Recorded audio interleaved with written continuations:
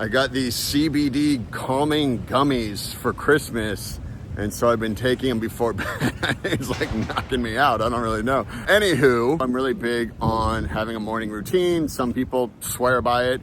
Others think it's all hocus pocus, but I like to tackle a couple things at the beginning of the day because it really gets my head in the right headspace. I wake up early. I don't wake up at 3 o'clock in the freaking morning like Mark Wahlberg. I wake up at 5:15.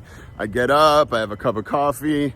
I'll read. This morning, I was reading Scar Tissue by Anthony Kiedis of the Red Hot Chili Peppers.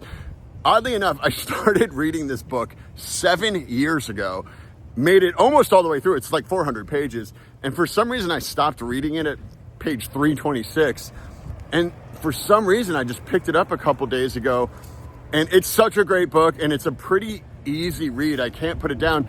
And I'm reading it in between pages of Meditations by Marcus Aurelius, because that book is like super hard to read, and I can only read 6 pages at a time. I have to read every sentence 3 times.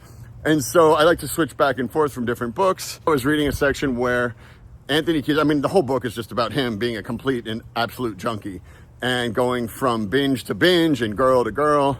And it's interesting because especially when you live in LA like me, all of his reference points are places where I drive by. He talks about Fairfax High School where he went to school. I literally live right down the street from it.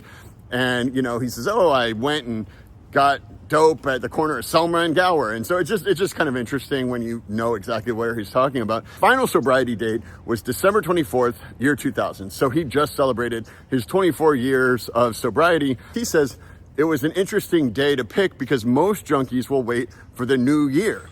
And I don't think it matters if you're a junkie or just someone that's going to start a business or, you know, be a better person or whatever. But we always wait for the New Year's resolutions. And he used December 24th because he felt like it.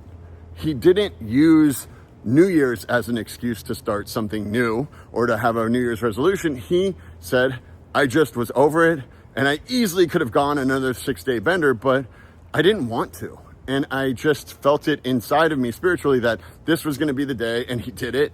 And you can do it. I mean, anyone can do it. I just think, you know, kicking heroin is a lot harder than starting a new business or, you know, trying something new, getting out of your comfort zone, saying you're going to start reading every day. I mean, you should be reading. I think I'm really big on reading and education and just kind of learning more. I mean, my therapist just recommended a book yesterday. I ordered it on Amazon.